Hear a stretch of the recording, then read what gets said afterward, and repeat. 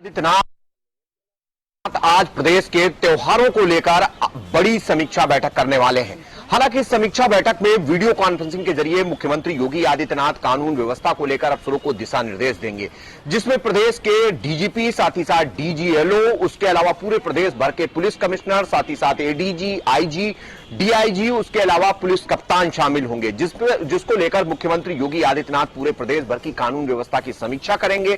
क्योंकि सावन, महाशिवरात्रि, कांवड़ यात्रा, ईद उल जुहा, मुहर्रम जैसे कहीं न कहीं आयोजन होने हैं। उन आयोजनों को लेकर कानून व्यवस्था चुस्त दुरुस्त रहे, उसको लेकर मुख्यमंत्री योगी आदित्यनाथ शाम 7 बजे बड़ी वीडियो कॉन्फ्रेंसिंग करेंगे, जिसमें पूरे प्रदेश भर के अफसरों को दिशा निर्देश जारी होंगे। लोकसभा चुनाव 2024 को लेकर समाजवादी पार्टी की तैयारियां पूरी हो चुकी हैं। आपको बता दें किसको कहां से क्या टिकट दिया जाएगा, इसका होमवर्क अखिलेश यादव ने पहले ही कर लिया है। हालांकि आखिरी मोहर तब लगेगी जब सत्ताधारी दल अपने प्रत्याशियों की सूची रिलीज कर देंगे। आपको बता दें मुख्य विपक्षी पार्टी समाजवादी पार्टी का मानना है कि जो सत्ताधारी दल है वो अपने सांसदों की 20 से 30 सिटिंग सांसदों की टिकट या तो काटेंगे या उनके क्षेत्रों में बदलाव करेंगे। तो उसी के आधार पर समाजवादी पार्टी अपनी रणनीति तैयार कर रही है और कहीं ना कहीं प्रत्याशियों के लिहाज से उन्होंने अपना होमवर्क पूरा कर लिया है। लोकसभा पुरानी पेंशन बहाली को लेकर के आज जो है एक विशाल रैली का आयोजन किया गया, यानी कि संयुक्त मंच जो है एक रैली चारबाग से निकालेगा। यानी साफ है कि जिस तरीके से पुरानी पेंशन बहाली को लेकर के कई राज्यों ने बहाल कर दिया, लेकिन उत्तर प्रदेश में अभी तक पुरानी पेंशन बहाल नहीं, जिसको लेकर के सभी मंचों को एक साथ आमंत्रित किया गया है। इसके साथ साथ में पुरानी पेंशन बहाली को लेकर के जगह जगह पे जो है इसका आज विशाल रैली निकाली जाएगी। यानी कि इससे पहले अगर बात करें तो उत्तर प्रदेश में लगभग 35 जनपदों में पुरानी रैली निकाली गई थी और लगातार पेंशन बहाली की मांग को लेकर के कर्मचारियों में आक्रोश है। यानी जब तक सरकार हमारी मांगे नहीं मान लेती तब तक ये इसी तरीके से विशाल आंदोलन चलता रहेगा।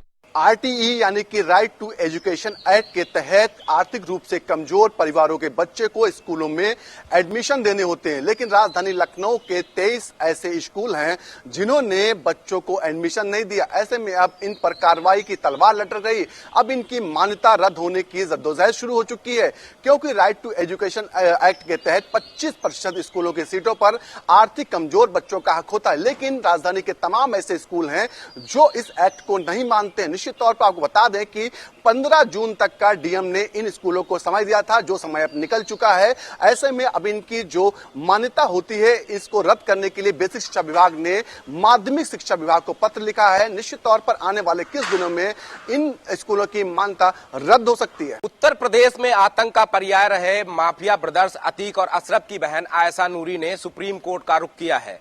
सुप्रीम कोर्ट से ये मांग की है कि अतीक और अशरफ की पुलिस कस्टडी के दौरान जिस तरीके से हत्या हुई है उसकी निष्पक्ष जांच कराने की मांग की है। साथ ही साथ ये भी कहा है कि सुप्रीम कोर्ट के रिटायर्ड जज इस कमेटी में शामिल किए जाएं जो इस पूरे प्रकरण की जांच करें। हालांकि एसटीएफ के चीफ को भी इस पूरे प्रकरण में पक्षकार बनाने की मांग आयशा नूरी की तरफ से की गई है। जिस तरीके से अतीक और अशरफ को कॉल्बिन अस्पताल के अंदर कई गोलियां मारकर मौत के घाट उतारा गया था, उन तमाम चीजों को लेकर आयशा नूरी ने सवाल खड़े किए हैं। साथ ही ये भी कहा है कि पुलिस अभिरक्षा के दौरान, पुलिस मुठभेड़ के दौरान उनके परिवार के लोगों की हत्या की जा रही है। कहीं ना कहीं इसमें तमाम पुलिसकर्मी संलिप्त है और उत्तर प्रदेश सरकार उन अधिकारियों को संरक्षण दे रही है। इन तमाम चीजों की मांग वाली याचिका सुप्रीम कोर्ट में डाली गई है। अब देखना होगा कि सुप्रीम कोर्ट इस पूरे प्रकरण पर क्या कुछ अपना पक्ष रखता है, किस तरीके से आदेश जारी करता। बलिया में जलप्लावन से आम शहरियों की जिंदगी में हो रही परेशानियों को दूर करने के लिए उत्तर प्रदेश सरकार ने आज से 8 वर्ष पूर्व करोड़ों रुपए नाला बनाने के नाम पर जारी किया, लेकिन नाला निर्माण आज तक पूरा नहीं हो पाया। कारण इसमें 3 कार्यदायी संस्थाएं जुड़ी थी, एक जिला परिषद बलिया, दूसरा नगर पालिका और तीसरा पिरोली। नगर पालिका को कुल 500 मीटर के आसपास नाला निर्माण करना था, जबकि 1400 मीटर के आसपास पिरोली को करना था और इतना ही लगभग जिला परिषद को भी करना था। लेकिन दुर्भाग्य यह रहा कि जिला परिषद को तकनीकी स्वीकृति नहीं मिली, इसलिए वह कार्य पूर्ण नहीं कर पाया। नगर पालिका अपने कार्य में उदासीनता के कारण अब तक कार्य पूर्ण नहीं कर पाया। पीलीभीत पे में विद्युत व्यवस्था लड़खड़ाती हुई नजर आ रही है। पिछले 3 दिन से बिजली फाल्ट और ट्रिपिंग जैसी समस्याएं खड़ी हो रही हैं। वहीं इस मामले में जब जानकारी संजय सिंह गंगवार ने ली तो संजय सिंह गंगवार ने विद्युत कर्मचारियों को तलब कर लिया। वहीं विद्युत कर्मचारी वहां पर पहुंचे और संजय सिंह गंगवार ने उनसे ये जो खामियां हो रही हैं उसके बारे में जानकारी ली तो उन्होंने भी अपनी समस्याएं गिनाई। लेकिन वहीं संजय सिंह गंगवार का कहना था कि ये जो 3 दिन से समस्याएं खड़ी हो रही, बेपटरी विद्युत व्यवस्था चल रही है, तो इसको कैसे दुरुस्त किया जाए, इसको लेकर के उन्होंने कड़े निर्देश भी दिए। उन्होंने ये भी कहा है कि यदि कहीं कुछ समस्याएं खड़ी हो रही हैं, यदि कहीं कोई समस्याओं के साथ निस्तारण नहीं हो पा रहा तो मुझे लिखित रूप में दीजिए, मुझे बताइए, मैं शासन से उस मामले में बात करूंगा और व्यवस्था को दुरुस्त करूंगा। आपको बताते हैं पीलीभीत में 3 दिनों से कभी बिजली फाल्ट को लेकर के समस्या हो रही, कभी ट्रिपिंग को लेकर समस्याएं हो रही, जिससे यहाँ पर जो व्यापार है वो भी काफी जो है प्रभावित हो रहा है। वहीं समस्याएं भी लोगों को खड़ी हो रही, जिसके कारण यहाँ पे लोग वाकई में बहुत ज्यादा परेशान है, जिसको लेकर के यहाँ गन्ना विकास राज्य मंत्री संजय सिंह गंगवार ने वहां पर बिजली कर्मचारी उनको बुलाया और बुला करके वहां उनसे इस बिजली जैसी समस्या को निस्तारण करने की बात कही है। प्रभारी मंत्री दिनेश प्रताप सिंह ने सभी अधिकारियों के साथ समीक्षा बैठक की। वहीं निर्माणाधीन मेडिकल कॉलेज का निरीक्षण किया। कार्य प्रगति में धीमे होने पर उन्होंने कड़ी फटकार लगाई कि 6 महीने के अंदर सभी कार्य पूरी तरह से मेडिकल कॉलेज के पूरे हो जाने चाहिए। वहीं पर कई जो चल रहे विकास कार्यों की समीक्षा बैठक की। वहीं चौपाल लगाकर क्षेत्र की जनता से समस्या पूछा। वहीं पर कई जनता ने शिकायत की कि हमारा कार्य नहीं हुआ, उसको लेकर कड़ी फटकार लगाई अधिकारियों को कि किसी भी तरह के सरकार जो चल रही योजना के तहत सभी कार्य पूरे हो जाना चाहिए। वहीं पर कई जगह का स्थलीय निरीक्षण किए। वहीं अधिकारियों को कई निर्देश दिए कि सरकारी जो केंद्र सरकार और उत्तर प्रदेश सरकार की सरकारी योजनाएं हैं उन गरीब से लेकर सभी लोग लाभान्वित हो और किसी तरह की लापरवाही। जन सूचना आयोग गोरखपुर पहुंचे और सर्किट हाउस में जन सूचना से जुड़े अधिकारियों के साथ बैठक की। वहीं आपको बता दें कि गोरखपुर जिले में सबसे बड़े पैमाने पर जन सूचना का अधिकार यदि मांगा गया है तो राजस्व विभाग से। दूसरे नंबर पर गोरखपुर विकास प्राधिकरण है। उन्होंने कहा कि अगर अधिकतर मामले आते हैं, यानी इस विभाग में सबसे ज़्यादा भ्रष्टाचार का मामला देखा जाता है। प्रेस की दृष्टि से अगर देखा जाए तो भ्रष्टाचार, और अगर हमारी दृष्टि से देखा जाए तो इसमें अनुशासनहीनता देखने को मिलती है। खासतौर से उन्होंने ये भी कहा कि जन सूचना का अधिकार अगर एक व्यक्ति ज़्यादा मांगता है और एक विभाग से मांगता है तो कहीं न कहीं वो जनता के हित में काम नहीं करता। ऐसे में वह सभी सूचना अगर एक ही व्यक्ति के पाए जाते हैं तो उसे निरस्त करना चाहिए। उन्होंने ये भी कहा कि देवरिया के मामले में गोरखपुर अभी पीछे है। देवरिया में 700 मामले थे तो गोरखपुर में 500 मामले हैं। हम लोग उत्तर प्रदेश के जनपद संभल में खड़े हैं। दरअसल आपको बताते हैं कि जिस तरह से आने वाले पर्वों को देखते हुए पुलिस प्रशासन पूरी तरह से अलर्ट है। जगह जगहों पर पुलिस प्रशासन पीस कमेटी की बैठक की जा रही है और जिसमें कि निर्देश दिए जा रहे हैं। पीस कमेटी की बैठक में डीएम मनीष बंसल और एसपी चक्रेश मिश्रा पहुंचे, जहां पर शहर के धर्म गुरुओं ने हिस्सा लिया। बताते चले जिस तरह से मंच से सीधी तौर पर संभल के एसपी चक्रेश मिश्रा ने चेतावनी देते हुए कहा कि अगर किसी ने बकरीद या किसी त्योहार पर माहौल खराब करने की कोशिश की, चाहे वो किसी धर्म का हो, लाठी हमारी जवाब देगी। खुली चुनौती देते हुए लगता है कि जिस तरह से कानून व्यवस्था को कोई भी सहन न लगा सके और कानून व्यवस्था सही दुरुस्त रहे, इसलिए पूरी पुलिस प्रशासन अलर्ट है। जगह जगह पर चाहे वो थाने हो चाहे किसी परिसर में हो, पुलिस पूरी तरह से निगरानी रखते हुए मुस्तैद दिखाई दे रही है। इसी बीच संभल तहसील परिसर में पीस कमेटी की बैठक की गई, जिसमें शहर के हिंदू मुस्लिम सभी धर्म के लोग जो धर्म गुरु थे वहां पहुंचे हैं।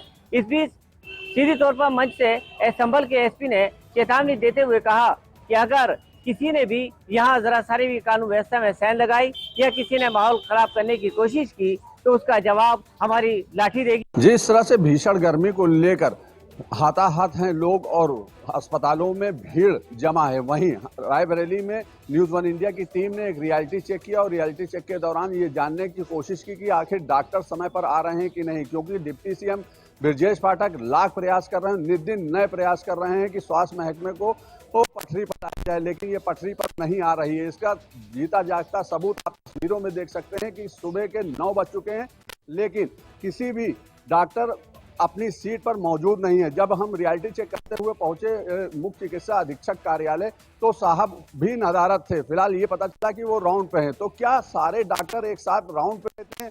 हमने वार्डों का भी निरीक्षण किया, वार्डों में कोई डॉक्टर हमको नहीं मिला। फिलहाल ये हालात हैं स्वास्थ्य विभाग के और जिला अस्पताल के ये हालात हैं। अब ये कैसे सुधरेगा ये देखने वाली बात होगी। जिस अधीनस्थ सेवा चयन आयोग के द्वारा उत्तर प्रदेश में कराई जा रही वीडियो की परीक्षा में कानपुर पुलिस प्रशासन ने 10 नकलचियों को गिरफ्तार किया है, जिनके पास से इलेक्ट्रॉनिक डिवाइस के साथ साथ ब्लूटूथ डिवाइस भी बरामद हुई है। आपको बताते चले कि उत्तर प्रदेश में अधीनस्थ सेवा चयन आयोग के द्वारा वीडियो पद के लिए परीक्षा कराई जा रही है। ये परीक्षा कल 2 पालियों में कराई गई। यहाँ कानपुर पुलिस प्रशासन इस परीक्षा पर अपनी निगाहें बनाकर बैठा हुआ था। तभी पुलिस को मुखबिर की सूचना लगी कि कुछ केंद्रों में नकल माफिया नकल करते हुए नजर आ रहे हैं, जिसके बाद पुलिस ने सक्रियता दिखाते हुए छापेमारी की और अलग अलग केंद्रों से 10 नकलचियों को गिरफ्तार किया, जिनमें से एक महिला भी है। वहीं इन नकल माफियाओं और नकलचियों के पास से इलेक्ट्रॉनिक डिवाइस के साथ साथ ब्लूटूथ डिवाइस भी बरामद हुई है, जिसके बाद पकड़े गए सभी नकलचियों को पुलिस ने अब जेल भेजने की कार्रवाई शुरू कर दी है। साथ ही इनके अन्य सिंडिकेट को भी तलाशा जा रहा है।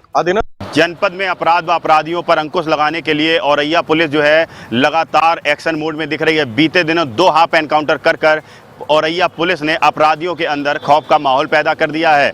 बीते दिनों बलात्कार मामले में वांछित आरोपी का हाफ एनकाउंटर कर औरैया पुलिस ने गिरफ्तार कर लिया था। वहीं एक दिन पूर्व औरैया पुलिस ने गौकशी मामले में फरार चल रहे आरोपी के साथ मुठभेड़ हो जाती है। वहीं मुठभेड़ में आरोपी घायल हो जाता है। वहां मौजूद 2 आरोपियों को पुलिस गिरफ्तार कर लेती है।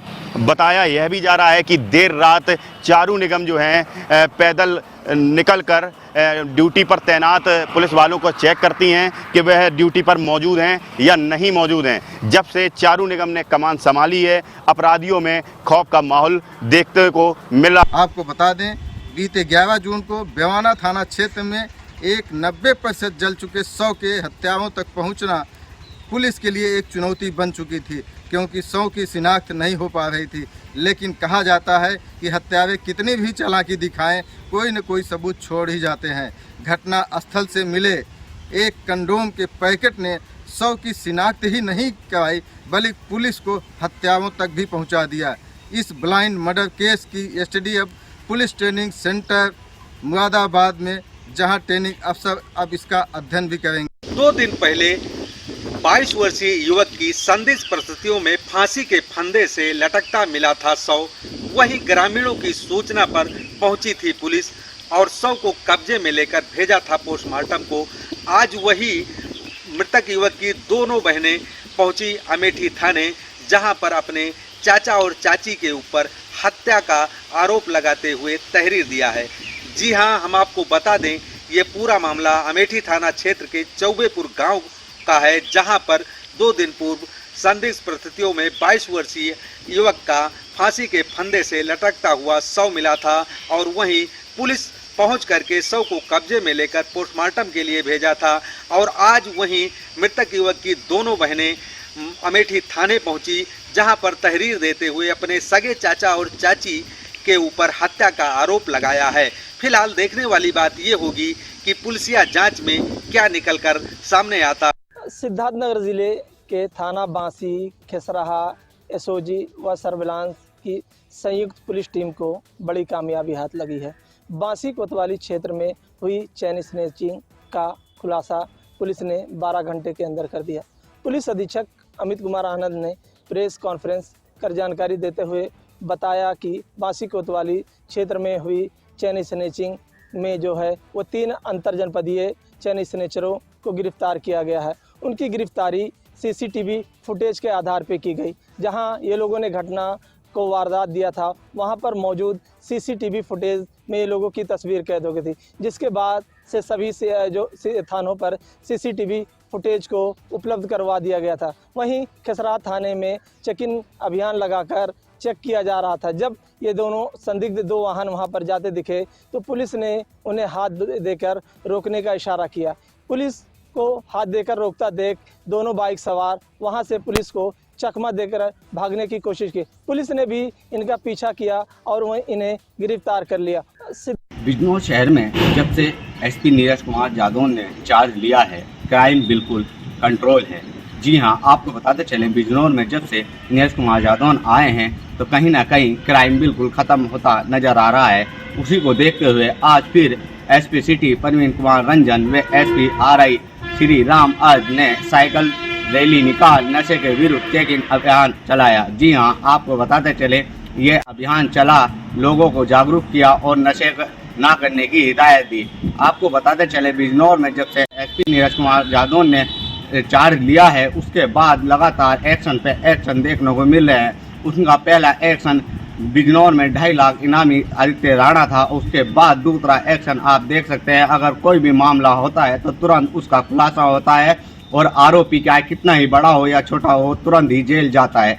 आपको बताते चले, बिजनौर में लगातार क्राइम तो कंट्रोल में दिखाई दे ही रहा है। अब फिलहाल एसपी नीरज कुमार यादव की नशे पे निगाह चल गई है और अब एक्शन देखने को मिलना शुरू हो गया है। लगातार जो भी क्राइम बढ़ेगा और उस पर क्राइम कंट्रोल दिखाई देगा, क्योंकि नशे में जितने भी लोग नशे का कारोबार कर रहे हैं, या तो वो नशे का कारोबार बंद करेंगे या वो जेल जाएंगे।